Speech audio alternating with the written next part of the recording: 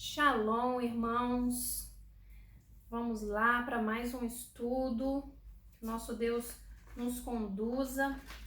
Nós estávamos estudando, lembrando que nosso estudo é baseado no estudo junto com a Torá, né? O Antigo Testamento, os profetas, que é feito por Juarez, e o Novo Testamento. Esse estudo, ele tem a Torá e os profetas são fixos, todo ano são os mesmos, né? A gente estuda novamente e tem novas revelações sobre essas mesmas passagens. Já o Novo Testamento, ele segue mudando a cada ano, fazendo ligações diferentes. Então, a gente vinha vindo é ótimo, né? Nós estávamos estudando e as paraxás estavam nos conduzindo, né?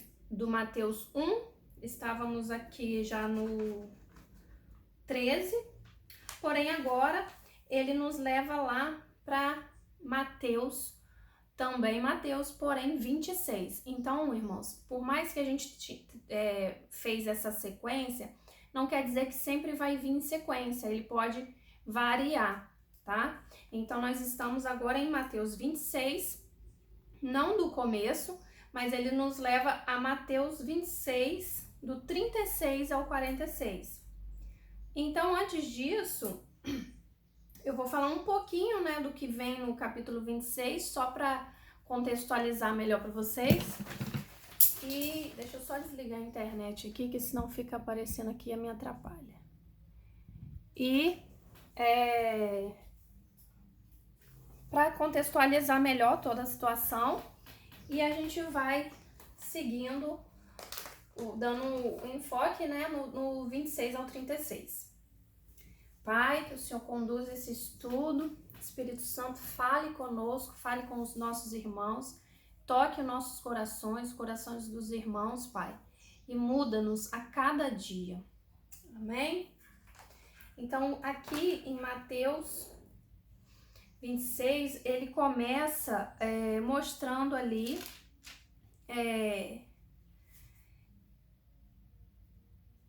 que Jesus vai começar ali, né? A gente já viu, passou lá para a parte em que Jesus vai se preparando para a sua morte, para o sacrifício, né? Então, no 26:1, a mulher unge Yeshua, já o preparando para a morte. Quando ela unge Yeshua, ela derrama aquele vaso, daquela essência, aquele óleo precioso, que tinha um cheiro precioso. Esse óleo, dizem que dava para sustentar, era o valor do salário dos romanos durante um ano, então ele era muito precioso, e ela derrama ele todo. Ela já prepara ele, né, porque era costume preparar o corpo depois que a pessoa morre, passar essa essência, esse óleo no corpo, né, para sepultamento. Então ela já, profeticamente, ela já faz isso. E por que ela faz isso? Não é porque ela tirou da cabeça dela. Era um costume para receber convidados em dias festivos. Quando alguém recebia o convidado nos dias festivos, ele passava esse óleo nos pés da pessoa, né, e na cabeça. Então era assim, já era um costume. Porém, ela derrama nele todo, e ela derrama o óleo todo. Geralmente não era um óleo caro assim que se fazia isso, né? Mas ela não poupa. Então ali ela está demonstrando total adoração a Deus, e uma adoração tão profunda que não mede esforços, não mede valor, não mede valor financeiro, não mede nada. Ela derrama tudo que tem na presença dele. Ela dá tudo que tem sem pensar.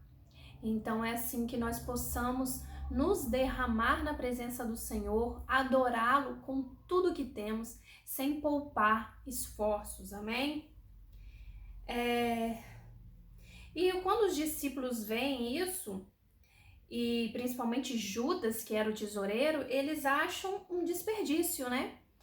E Judas, como tesoureiro, se escandalizou quando Yeshua fala que sempre haveriam pobres e desigualdade, no caso, e não deu valor nenhum ao dinheiro, aquilo que ela derramou ali, porque ele fala que os pobres eles teriam sempre, né? Por que se escandalizaram com isso que ela fez? Porque os pobres vocês vão ter para sempre, né? Que eles ficaram questionando que aquele dinheiro poderia ser, aquele óleo poderia ser vendido e alimentado vários pobres por muito tempo.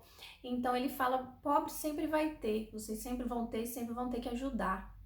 Mas eu não. Então ali isso escandalizou, de certa forma, Judas, o tesoureiro, né? E logo depois desse episódio ele corre lá e vê uma forma, combina com os sacerdotes uma forma de trair Jesus, né?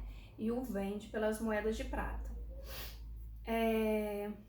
Como a gente também viu aqui na paraxá dessa semana que fala sobre José, que ele também foi vendido por moedas, né?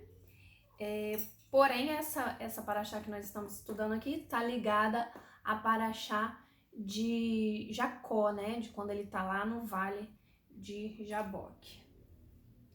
Então, no 19 começa a preparação para a ceia, né? Jesus envia eles lá para fazer a ceia, que seria a Páscoa, né, judaica, com o cordeiro, os pães ázimos, o vinho, conforme está lá em Êxodo, que é uma celebração que Jesus também celebrava, a Páscoa, que é uma celebração de libertação da escravidão e que se cumpriria profeticamente no próprio Yeshua, no dia após aquela ceia simbólica, ela seria cumprida no outro dia com o verdadeiro cordeiro, o último, né, que seria ali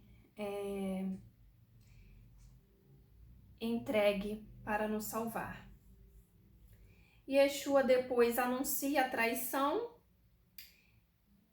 de Judas, né, no caso, e no versículo 30 ele vai para o Monte das Oliveiras, chamado Getsemane.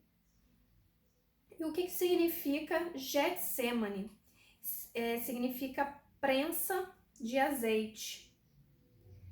Então, onde se espreme as uvas para fazer azeite, lugar de ser prensado para gerar unção. Jesus gostava muito desse monte, né? Monte das Oliveiras, e era um lugar que era prensado, era espremido para fazer o azeite. Azeite, óleo, quer dizer unção, né? Unção do Espírito. Então, que nós possamos estar sempre no Getsemane, nos derramando, sendo prensados para gerar essa unção do Espírito Santo em nós. Vamos ler então, para ficar mais, para a gente poder entender melhor. Então vai ser o Mateus 26, a gente vai começar do versículo 36. Então chegou Jesus com eles a um lugar chamado Getsemane e disse a seus discípulos: assentai-vos aqui enquanto vou além orar. E levando consigo Pedro e os 2 filhos de Zebedeu, no caso ali era Pedro, Tiago e João, começou a entristecer-se e angustiar-se muito. Então lhe disse: a minha alma está cheia de tristeza até a morte. Ficai aqui e velai comigo. E indo um pouco mais para adiante, prostrou-se sobre o seu rosto, orando e dizendo: meu Pai, se é possível, passe de mim este cálice. Todavia não seja feito como eu quero, mas como tu queres. E voltando para seus discípulos, achou-os adormecidos e disse a Pedro: então nem uma hora pudestes velar comigo? Para aí, depois a gente continua para fazer as considerações. Então ali ele deixa uma parte, né? Antes disso ele anuncia ali a traição de Pedro também. E no 36 ele deixa os discípulos, uma parte dos discípulos, no Monte ali das Oliveiras, ele deixa um pouco mais afastado e foi para a intimidade com Deus. Ele foi para ter aquele momento de intimidade com o Pai. E existe um momento que não adianta contar com homens, que precisamos estar a sós com aquele que sabe o nosso futuro e nos entende, aquele que vai realmente nos dar resposta, aquele que vai realmente nos ouvir, aquele que vai realmente nos ajudar no momento difícil. Então existe um momento que é só nós, é só você e Deus, é intimidade, é buscar a presença do Senhor, né? Expor a sua dor. Porém, depois ele levou 3 com ele, né? Como a gente leu, Pedro, Tiago e João vão com ele. Então a gente vê ele peneirando, porque muitas das vezes a gente vai estar acompanhado de várias pessoas, mas a gente tem momentos que nós precisamos de intimidade e tem momentos que nós precisamos estar com outras pessoas, dividir a nossa dor também com nossos irmãos, mas para isso a gente precisa peneirar, né? Aqueles mais íntimos, aqueles de mais confiança, de mais afinidade, né? Não é fazer panelinha, que aquela pessoa só fica... Não é questão de panelinha, mas é uma questão de afinidade. O próprio Espírito, né, vai trazer pra gente a pessoa que naquele momento vai ser importante para aquele momento que você está vivendo, e uma pessoa que você já tem a confiança, né, a intimidade necessária para expor a sua dor, porque não é para todo mundo que nós podemos expor a nossa vida, expor a nossa dor, as nossas fraquezas, as nossas alegrias. Infelizmente, quando a gente às vezes expõe nossa alegria para alguém que às vezes parece que é amigo, né, essa pessoa sente uma inveja dentro do seu coração e deseja mal. Então a gente tem que pensar até com quem nós dividimos nossas alegrias e conquistas, né? Temos que estar atentos, ser prudentes como a serpente, né, irmãos? Ter discernimento do Espírito Santo para poder saber com quem a gente fala as coisas, quem a gente pode contar. Essa pessoinha ali é outro, né? Vocês já viram o Noah, esse ali é o Kefas, é o Pedro, participando aqui, já que a gente também está falando de Pedro. Mas Pedro traiu, né, Kefas?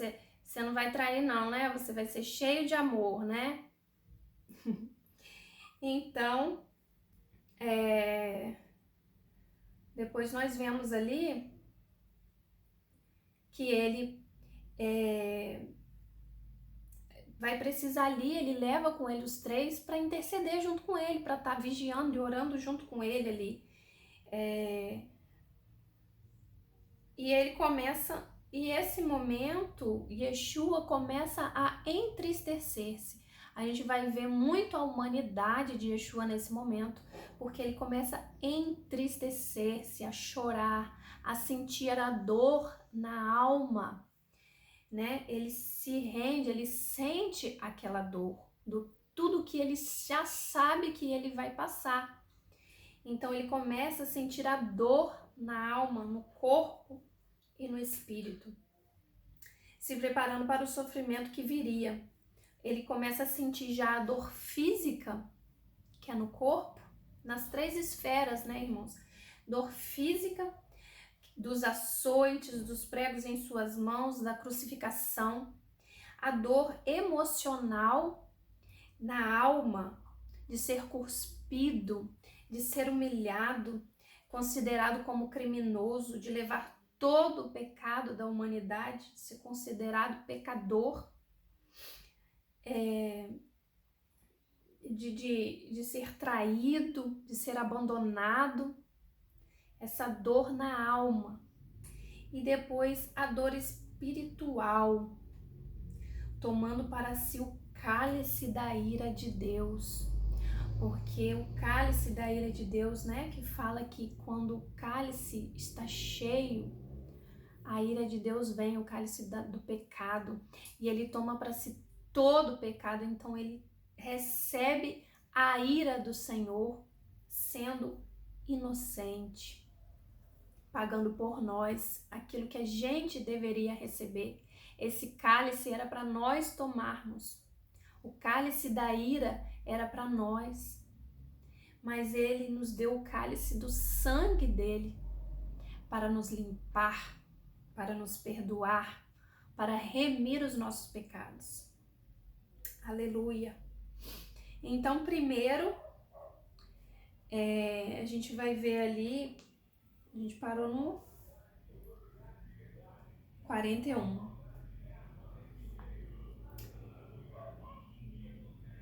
Que ele voltou e achou-os adormecidos, né? Primeiro ele pede ao Pai que afaste esse cálice dele. Ele volta, acha os discípulos adormecidos. Vigiai e orai no 41, para que não entreis em tentação. Na verdade, o espírito está pronto, mas a carne é fraca. O espírito é dele. O espírito ele nos deu, está aqui dentro, está pronto. É só nós acessarmos através do Espírito Santo. Ele está pronto. O espírito ele nos deu. Mas a carne cabe a nós, cabe a nossa alma, a nossa carne submeter-se ao espírito. E nós é que sujeitamos ela ou não. É nós que temos a escolha, a opção. Ele nos deu a escolha. Vida ou morte. Qual escolherás? Então, a escolha de mortificar nossa carne está conosco. E a carne é fraca, né? A carne é fraca, mas o espírito fortalecido submete a carne. Então, alimentando o seu espírito, né? Ele fala ali de batalha espiritual.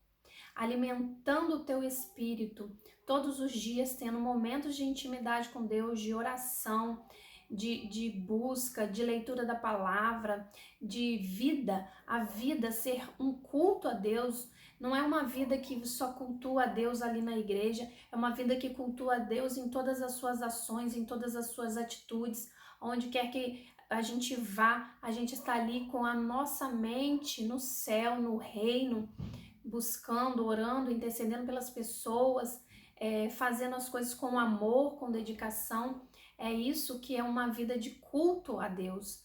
Culto é uma cultura, é você cultuar, é você viver a sua cultura, ser toda do reino, não a cultura deste mundo, deste reino, mas a do céu, né? Então, quando a pessoa vive numa cultura, ela festeja conforme essa cultura, ela conta os dias, os calendários, as festas conforme essa cultura, ela se veste conforme essa cultura, ela come conforme essa cultura, né?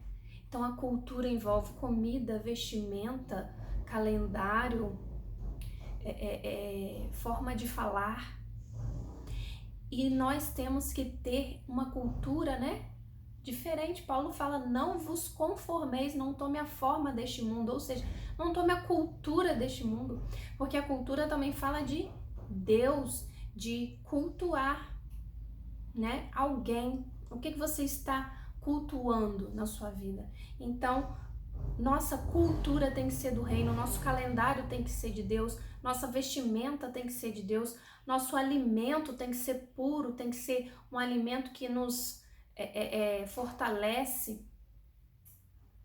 Parar de ficar acabando com o nosso corpo. É forte, hein, irmãos? Eu falei e já tomei uma faca aqui. Parar de ficar comendo aquilo que a gente sabe que nos faz mal, que acaba com o nosso corpo, porque o nosso corpo é templo do Espírito Santo de Deus. Ele habita neste corpo, esse é o templo. Nós fizemos o templo lá, nós vimos como é o templo lá na igreja, e o templo é onde habita a presença do Senhor, e ele foi todo preparado, tudo certinho ali para a presença de Deus estar naquele lugar. E Deus assim nos fez, esse templo aqui, essa carne, ele fez para habitar.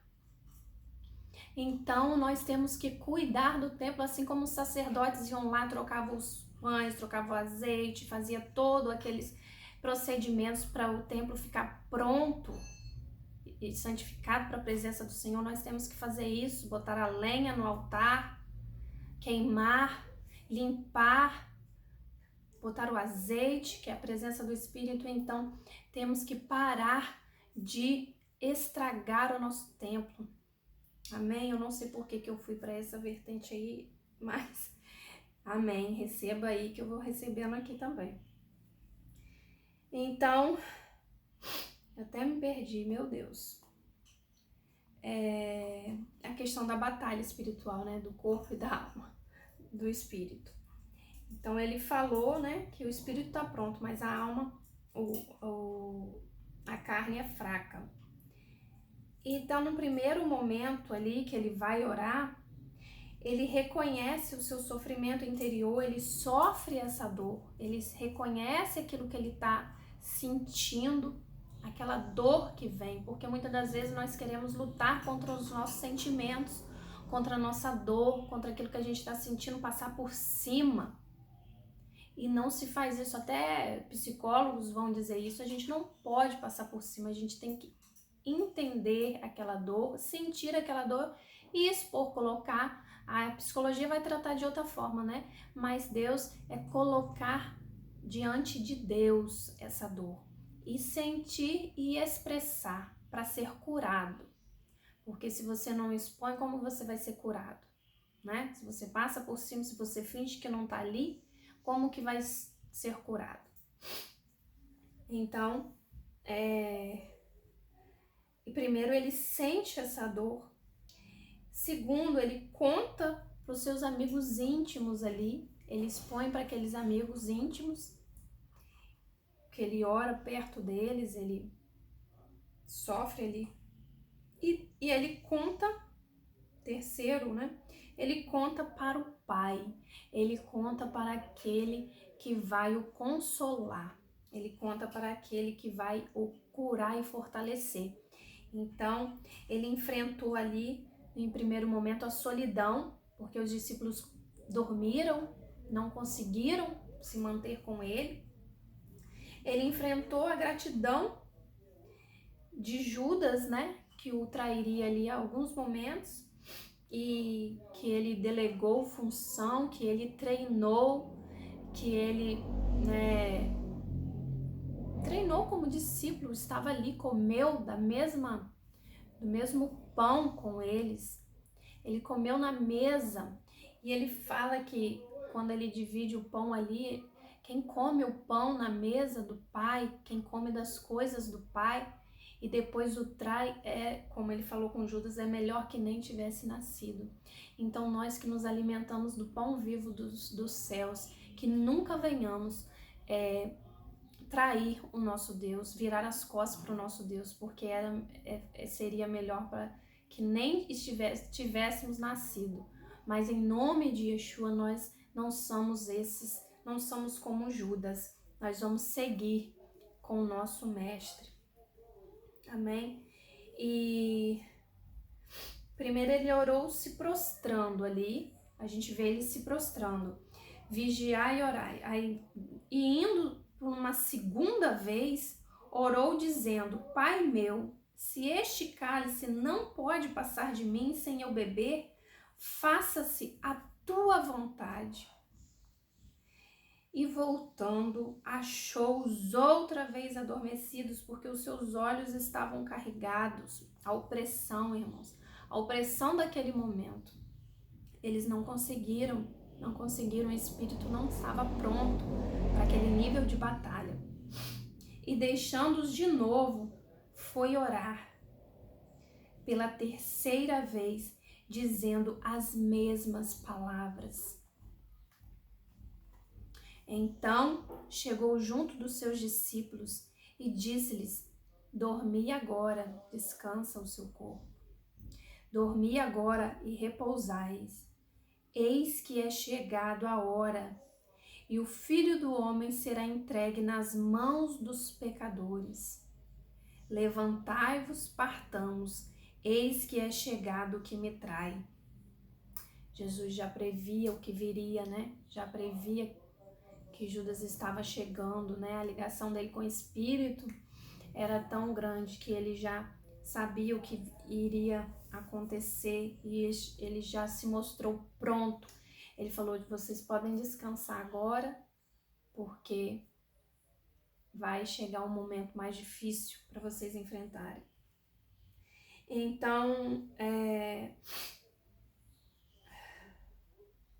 ele primeiro orou, se prostrando, porque a gente vai complementar, irmãos, que nos outros livros também comenta essa passagem. Aqui não está descrevendo isso, né? Mas nos outros livros, Lucas, né, Marcos, que vão falar sobre essa mesma passagem, eles dão alguns outros detalhes. Então, primeiro ele orou se prostrando, se humilhando com o rosto no pó. Yeshua se coloca com o rosto no pó, ele se humilha perante o Pai e pede para que o Pai afaste dele este cálice, se for possível, mas que não seja feita a vontade dele.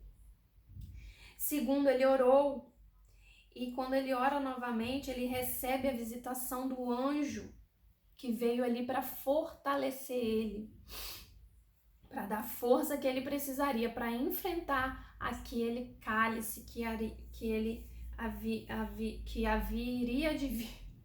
viria, pronto.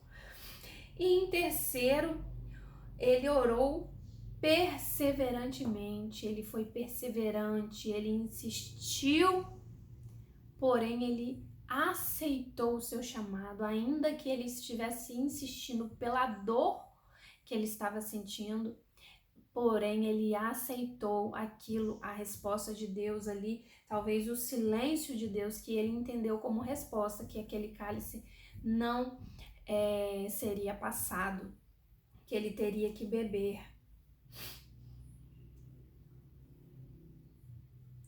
Ele entrou triste, mas saiu fortalecido. Ele entrou triste naquele vale, né? Ele entrou triste no Getsemane, mas ele foi espremido ali. Ele foi espremido e saiu fortalecido. Ele saiu cheio da unção, cheio do poder para poder enfrentar aquilo que viria. Aí a gente pode fazer uma ligação, né, com a Paraxá, porque essa Paraxá está ligada com a de Jacó, como eu falei, e Jacó entra ali naquele vale também para orar. Jesus estava no monte, né? Jacó no vale. E ele entra para orar, ele entra ali também se humilhando e sentindo uma dor, porque ele estava passando por um momento muito difícil, um momento decisivo, que ele ia encontrar o seu irmão. Ele está ali arrependido do que ele fez com o irmão, da traição que ele mesmo praticou com o irmão. E ele está com medo, ele está com a família dele, ele está com tudo. É um momento de vida ou morte, é um momento de decisão da vida dele, assim como Yeshua estava ali. E ele ora e ele se humilha. Ele vai, se retira e se humilha. Se humilha perante o Senhor, ele ora e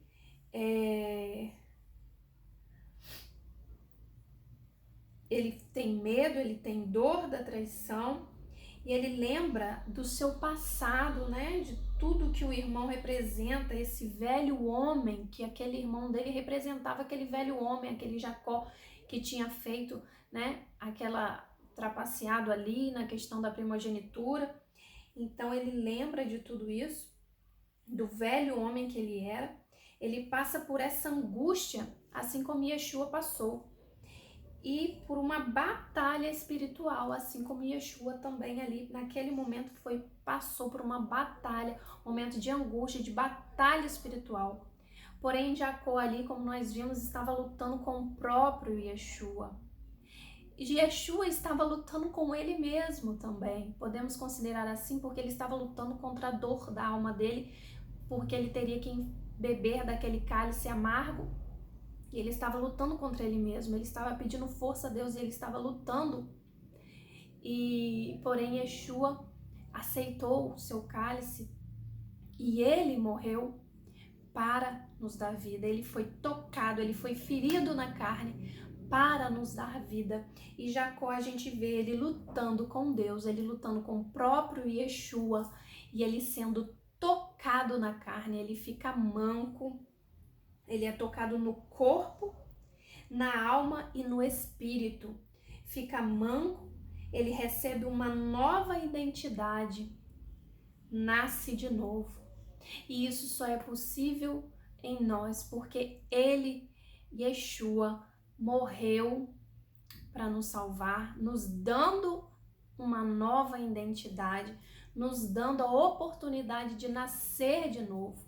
Ali, Jacó teve o seu encontro com Yeshua, um encontro, uma luta, passou por uma angústia e teve um encontro com Yeshua, foi tocado na carne, foi ferido para nascer de novo. E nós vemos que Yeshua também foi ferido para que nós nascêssemos de novo. Amém, irmãos? Então, que nós possamos dar valor a esse momento aqui, quando nós vemos esse momento que Yeshua passou. Nós podemos dar valor ainda mais ao que ele fez por nós, ao amor e a tudo aquilo que ele passou, que ele sofreu no seu corpo, na sua alma e no seu espírito, para nos dar vida, vida em abundância. Amém? Que nós possamos nascer de novo nele. Ele cumpriu profeticamente a Páscoa, ele cumpriu, ele foi o cordeiro ali, né? Logo em seguida nós vamos ver ele sendo preso, interrogado, cuspido, açoitado, traído pelos discípulos, todos se dispersaram. E, né, que ele fala que o pastor será ferido e as ovelhas irão dispersar, e ele foi ali, ficou num momento de dor, ele recebe o pecado, o peso do pecado todo sobre ele, e a gente vê todo esse sofrimento do nosso mestre, e ainda assim ele ama, e ainda assim no momento de morte, no momento de cruz, ele diz que o Pai pudesse perdoar aqueles que eles não sabem o que fazem, aqueles que o feriram, que ofenderam. Então, a gente vê a misericórdia do Senhor e que ele perdoa o tempo da ignorância, o tempo que a gente não sabe o que está fazendo. Mas também temos a luz, temos recebido a luz da palavra, e não venhamos ignorar a palavra, não venhamos ignorar esse sacrifício que ele fez, esse amor incomparável que ele dedicou a nós, e ele voltará como um leão, não mais como cordeiro, mas como um leão, para nos buscar vitorioso, e nós, purificados e santificados, reinaremos com ele. Amém? Que os irmãos possam ser fortalecidos com essa palavra, que possamos, assim como Jacó, lutar com Deus, porque o reino dos céus é conquistado à força, e quem tem força se apodera dele. Então vamos ter força, vamos lutar e vencer, vamos tomar posse daquilo que Yeshua preparou para nós, daquilo que ele já conquistou, ele conquistou na cruz, o seu chamado, ele conquistou na cruz as bênçãos, a sua família, ele já conquistou na cruz os seus dons, ele já conquistou na cruz a sua vida, o seu trabalho. Então tome posse daquilo que já é seu, no espiritual, amém? E no material também, porque Deus é Deus de abundância, ele é Deus do ouro e da prata. Então tomemos posse daquilo que foi pago por um alto preço.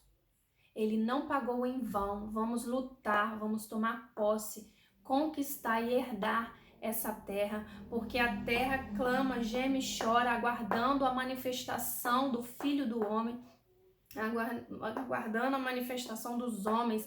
Então nós temos que reinar. Deus nos constituiu reis e sacerdotes para reinar nessa terra. Vamos reinar trazendo o quê? Como que a gente reina? Como que um rei reina? Dominando aquele reino, dominando, implantando o seu idioma, implantando as suas leis naquele local, Então nós iremos reinar nessa terra, implantando o reino dos céus aqui, sendo o reino, vivendo como o rei, servindo o rei. Amém? Deus abençoe os irmãos, em nome de Yeshua Mashiach. Amém.